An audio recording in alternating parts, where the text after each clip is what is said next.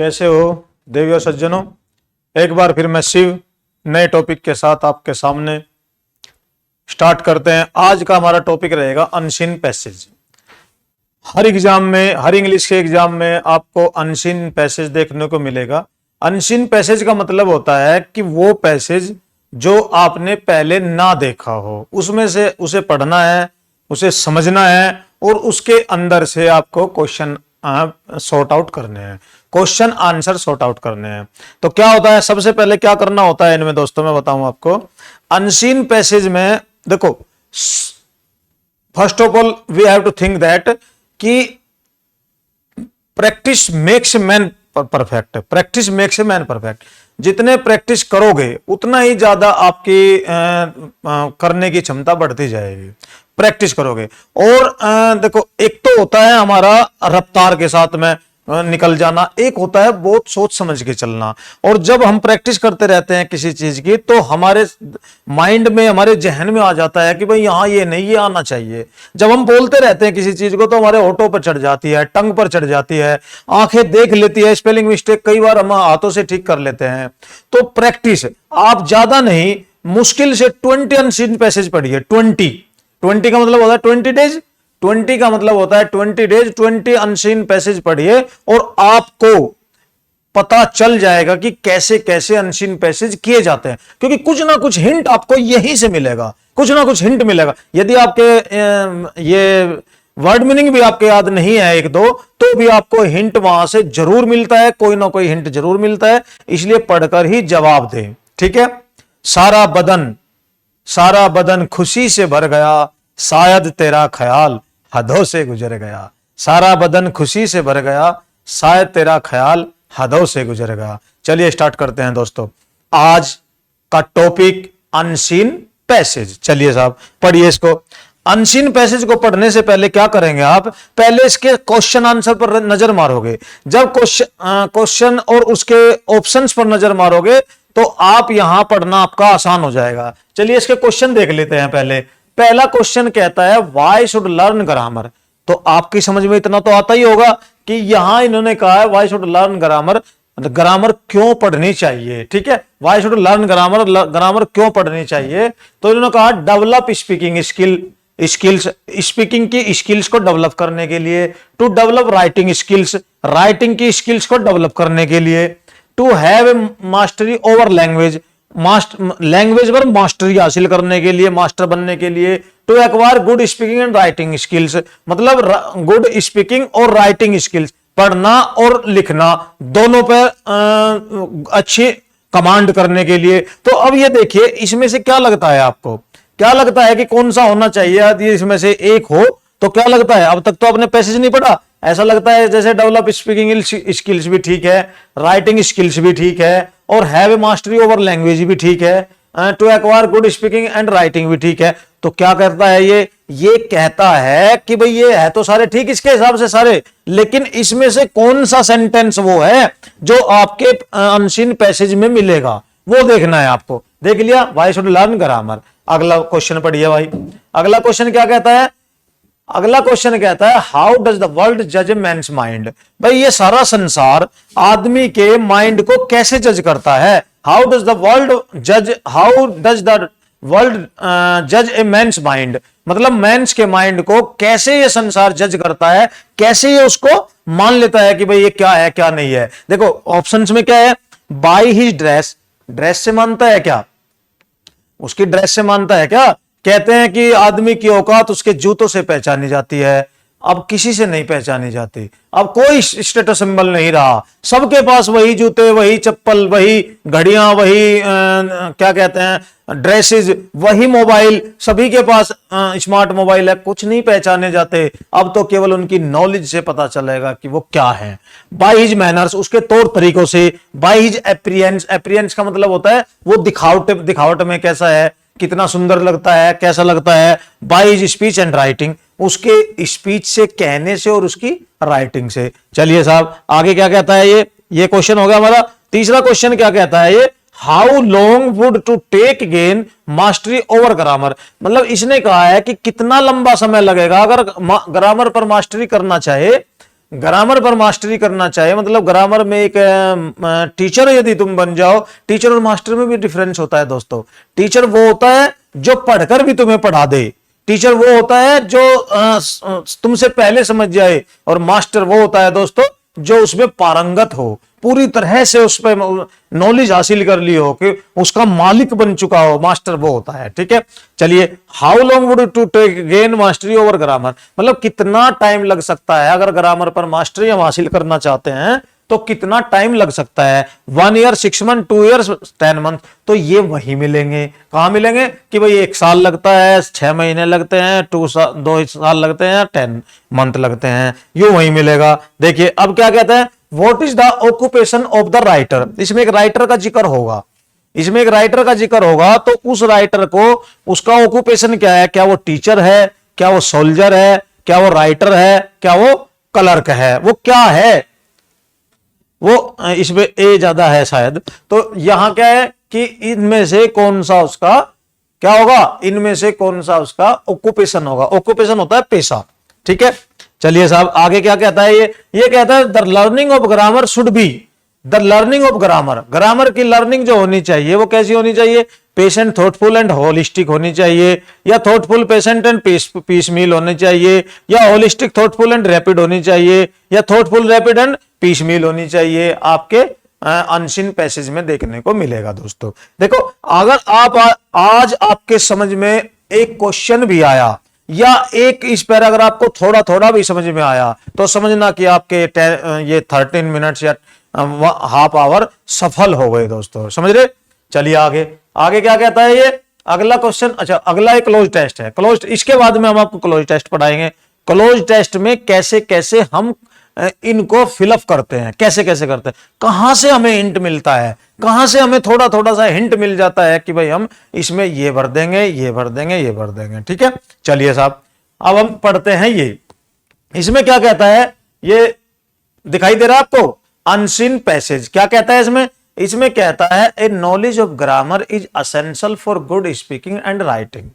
क्या कहा है इसने, ए नॉलेज ऑफ ग्रामर, ग्रामर का ज्ञान, ग्रामर की नॉलेज जो है वो बहुत ही असेंशियल है। असेंशियल का मतलब होता है बहुत ही जरूरी, very necessary for good speaking and writing. देखो राइटिंग और स्पीकिंग के लिए ग्रामर का होना बहुत असेंशियल है, क्योंकि ग्रामर का होना बहुत असेंशियल है। यदि आपके पास ग्रामर नहीं होगी, हम मानते हैं कि ज्यादातर ग्रामर इंग्लिश स्पीकिंग में यूज नहीं होती, ज्यादातर लैंग्वेज में ग्रामर यूज नहीं होती, लेकिन फिर भी प्रेजेंट, पास्ट, फ्यूचर को दिखाने के लिए तो दोस्तों तुम्हें इसका यूज करना ही पड़ेगा ना ग्रामर का।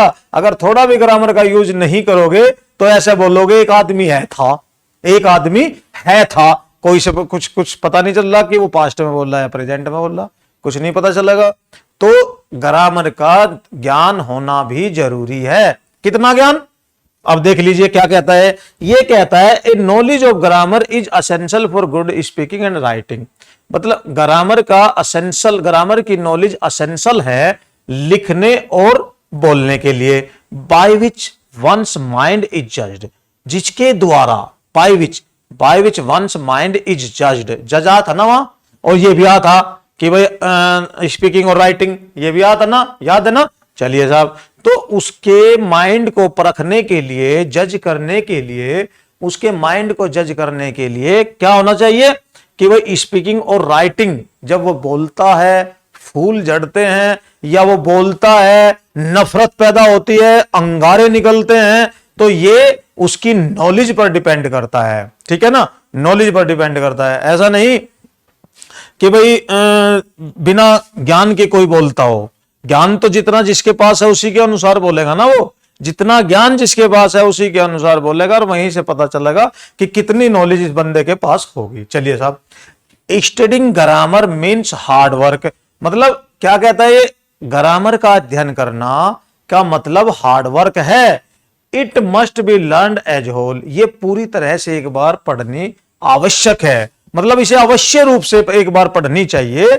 कि क्या कहता है, it must be learn as whole, कि इसे वास्तव में एक बार पढ़ना चाहिए। आगे क्या कहता है ये कहता है विद नो पार्ट ओमिटेड, मतलब कोई भी चीज इसकी छूटनी नहीं चाहिए, क्यों नहीं छूटनी चाहिए? मैंने उस दिन बताया था आपको, जैसे मैंने आपको एक्टिव पैसिव पढ़ाए थे, अगर एक्टिव पैसिव में एक क्वेश्चन आपका वो छूट जाता कि भाई हम बाई को रिप्लेस करते हैं तो वहां टू का भी यूज होता है, वहां विद का भी यूज होता है, वहां एट का भी यूज होता है, तो वहां क्या होता कि आपको कम पड़ जाते वो चीज करने में। देखो एक्टिव पैसिव का अगर पूरी तरह से करना है तो वो वीडियो देख लीजिए, अगर आप पहली बार आए हैं तो एक्टिव पैसिव वहां से आपके हो जाएंगे। तो क्या कहता है दोस्तों, ये कहता है कि विद नो पार्ट ओमिटेड, कि कोई भी पार्ट यहां से बचना नहीं चाहिए। ओमिट का मतलब मिटना, मिटना नहीं चाहिए। क्या कहता है आगे, and it demands much thought and patience. देखो ये क्या कहता है कि ये डिमांड करता है कि आप पेशेंस रखो, पेशेंस रखो किसी चीज को सीखने के लिए, पेशेंस रखो, सोचो और पेशेंस रखो। पेशेंस तो दोस्तों हर चीज में जरूरी है। पेशेंस के बिना जिसके पास धैर्य नहीं है, अधैर्य है, जिसके पास धैर्य नहीं है वो व्यक्ति विचलित होता है, और विचलित व्यक्ति यहां ज्यादा कुछ नहीं कर पाता। वो हमेशा अपने ही थॉट्स में घिरा रहता है, वो उससे बाहर नहीं निकल पाता है। क्या कहा, पेशेंस का होना बहुत जरूरी है दोस्तों।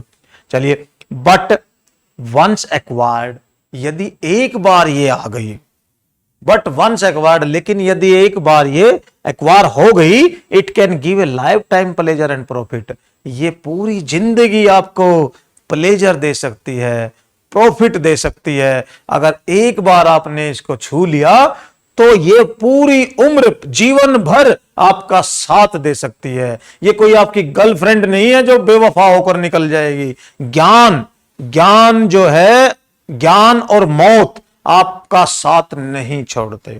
सुना होगा ना, जिंदगी तो बेवफा है, एक दिन छोड़ कर जाएगी, मौत ही महबूबा अपनी साथ लेकर जाएगी।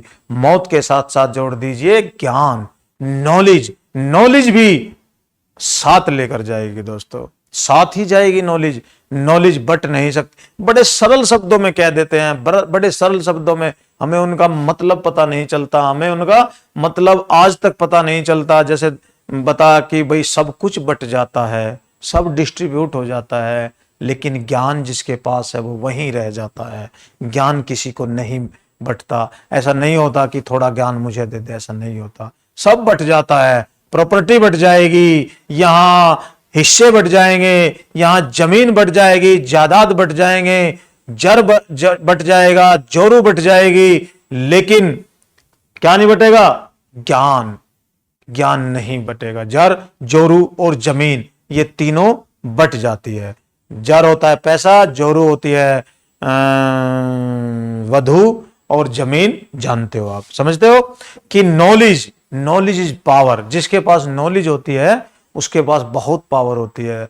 एक दोस्त है मेरा, मैं बता दूं आपको, जब उससे पूछागा, she is very very very क्या कहते हैं, beautiful, a beautiful lady without, खैर छोड़िए, a beautiful lady with everything, कि उससे अगर पूछा जाए कि कौन इस दुनिया में ऐसी कौन सी चीज है जो तुम्हें प्रभावित कर सकती है, ये मेरा क्वेश्चन था उनके साथ में, कौन सी ऐसी चीज है जो तुम्हें प्रभावित कर सकती है। भगवान ने आपको रूप भी दे दिया, भगवान ने आपको काया भी दे दी, माया भी दे दी, भगवान ने आपको रंग भी दे दिया, रूप भी दे दिया, भगवान ने आपको हाइट भी दे दी, जॉब भी दे दी, सब कुछ तो दे दिया। अब कौन सी चीज ऐसी बची जो तुम्हें प्रभावित कर सकता है, इंप्रेस कर सकता है?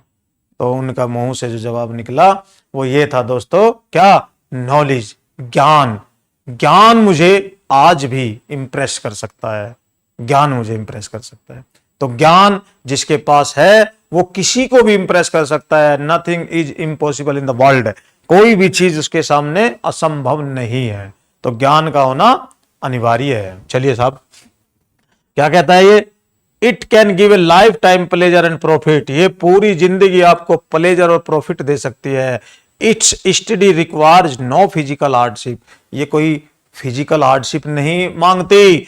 No special room for expenses, ना ही कुछ ज्यादा खर्च मांगती है, कुछ ज्यादा खर्च भी नहीं मांगती है। If people spend only their leisure time studying grammar, केवल अपना लीजर टाइम जिसमें तुम बकवास करते हो, जिसमें तुम इधर उधर खेलते रहते हो, जिसमें तुम बेकार के मीम्स देखते हो, जिसमें तुम अपने व्हाट्सएप चैट करते रहते हो, जिसमें तुम लोगों के स्टेटस देखते हो, उस टाइम में अगर आप ये पढ़ो ग्रामर, तो वही टाइम जरूरी है, इसके लिए कोई स्पेशल टाइम निकालने की आवश्यकता नहीं है साहब। चलिए साहब, क्या कहा, only leisure their studying they could master in 1 year. देखो ये आ गया, they could master in 1 year, वे मास्टर बन सकते हैं, 1 साल में मास्टर बन सकते हैं। चलिए साहब, क्या कहता है ये आगे, अगला क्या कहता है ये, ऑथर,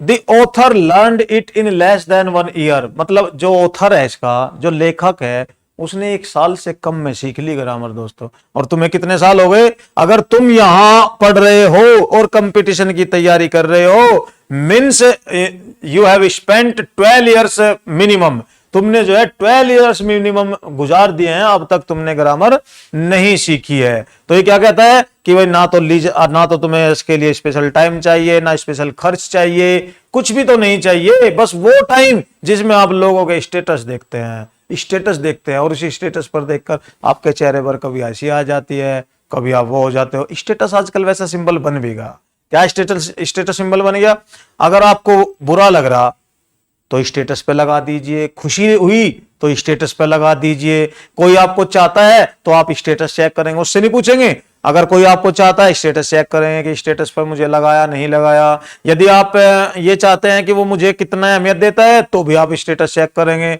यदि आप ये चाहते हैं कि मैं उसको कितना चाहता हूं तो स्टेटस चेक करेंगे। कई बार तो ऐसा होता है कि हैप्पी बर्थडे बोलने के लिए बराबर में बैठा रहता है इंसान, और बराबर में बैठे बैठे उसे नहीं बोलना, स्टेटस पर लगा देंगे हैप्पी बर्थडे, हैप्पी बर्थडे कातिल, हैप्पी बर्थडे जो भी XYZ। और आजकल तो ऐसा होने लगा, घरों में बहुएं भी ऐसा काम करने लगी, अगर सास उन्हें कुछ कह दे तो स्टेटस पर जाकर स्टेटस अपलोड कर देती है 10 मिनट में ही। और स्टेटस भी कैसे कैसे, उनकी पसंद के, उनकी क्या कहते हैं भाई, जो सिचुएशन होती है, अकॉर्डिंग टू सिचुएशन सब स्टेटस ही धरती पर है। जैसे मैंने एक स्टेटस देखा था, उसकी सास ने उसे कुछ कह दिया, थोड़ा बहुत कह दिया, तो उसने अपने रूम में गए और स्टेटस अपलोड कर दिया। स्टेटस में क्या था, जो हमें पसंद नहीं करते वो ना इधर जाए ना इधर जाए, सीधे भाड़ में जाए। ये स्टेटस, बताओ कितनी संतुष्टि होती है इस स्टेटस से, लेकिन ये टाइम खोटी है। This is the wasting of time, ये टाइम का वेस्ट है, बर्बादी है टाइम की, जो देखते हो करते हो तुम लोग। नहीं मानोगे, लेकिन ट्रेंड ऐसे ही चला हुआ है ना, तुम भी करोगे। चलिए साहब, क्या कहता है, as a private soldier earning 6 pence a day. जो प्राइवेट सोल्जर होता है, प्राइवेट सोल्जर का मतलब होता है चौकीदार, जो चौकीदार होता है वो 6 पेन्स ए डे, एक दिन में 6 पेन ही कमाता है। He set on his bed and studied, वो अपने बेड पर बैठता है और पढ़ देता है। अनेबल टू अफोर्ड कैंडल और ऑयल, कि भाई वो से तो वो जो है कैंडल और वो भी नहीं खरीद पाता, तेल भी नहीं खरीद पाता।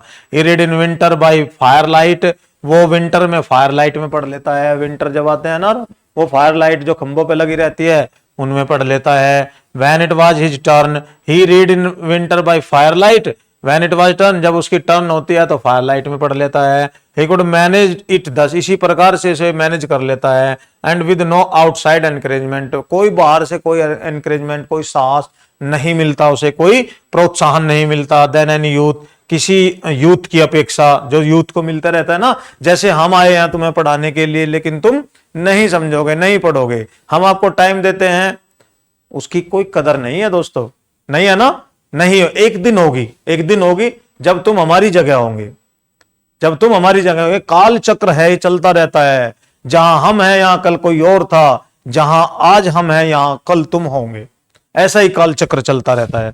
क्या कहता है ये, However poor or busy could do the same, भाई चाहे वो पुअर हो, चाहे वो बिल्कुल व्यस्त हो, कुछ भी हो, ये सारी पूरे तरीके से काम कर सकता है। अब लगाइए साहब क्वेश्चन, चलिए तो क्या कहता है ये कहता है, पहला क्वेश्चन है, व्हाई शुड लर्न ग्रामर, हमें ग्रामर लर्न क्यों करनी चाहिए। To acquire good speaking and writing skills, writing और स्पीकिंग इन दोनों को हमें, क्या देखो ये लिखा हुआ है, राइटिंग और स्पीकिंग एंड राइटिंग असेंशियल है। चलिए साहब आगे चलिए, आगे क्या कहता है सेकंड में कहता है, हाउ डज द वर्ल्ड जज ए माइंड्स माइंड, मैंस की माइंड को कैसे जज किया जाता है, by his speech and writing, उसकी राइटिंग और स्पीच से जज किया जाता है, समझ रहे, क्योंकि उसकी अपीयरेंस से, उसके मैनर से, उसके ड्रेस से तो नहीं किया गया ना, उससे किया जाता है। चलिए साहब आगे क्या कहता है, how long would it to take mastery over grammar, mastery अगर हासिल करनी है तुम्हें ग्रामर में कितना टाइम लगेगा, अगर मास्टरी तुम्हें हासिल करनी है तो केवल 1 ईयर लगेगा अकॉर्डिंग टू दिस पैसेज। ठीक है, चलिए साहब, शायर तो आपने इंग्लिश के भी देखे होंगे, इंग्लिश में एक शायरी है, सुनी होगी आपने, drink to me only with your eyes, I will not look for wine in my life. इसका मतलब क्या होता है दोस्तों, मतलब यह है कि यदि तुम अपनी आंखों से मुझे पिला दो तो आपकी आंखों में इतना नशा है मैं जीवन भर शराब को नहीं छूऊंगा। इसका मतलब यह है, drink to me only with your eyes, I will not look for wine in my life, मैं अपनी जीवन भर किसी शराब किसी मदिरा को नहीं छूऊंगा यदि तुम आंखों से पिला दो। तो क्या है, what is the occupation of the writer, writer का ऑक्यूपेशन क्या था, राइटर एक टीचर था, नहीं था, सोल्जर का जिक्र हुआ ना, सोल्जर था इसमें, प्राइवेट सोल्जर था, तो यहां ये सोल्जर है दोस्तों। चलिए साहब, तो यहां क्या कहता है ये, यहां कहता है the learning of grammar should be, कैसी होनी चाहिए, थॉटफुल होनी चाहिए, यस थॉटफुल होनी चाहिए, रैपिड होनी चाहिए एंड पीस मील होनी चाहिए। ये आपका क्या है आंसर, ये है साहब। चलिए आगे, हो गए पांचों के पांचों आंसर, हो गए 5 आंसर।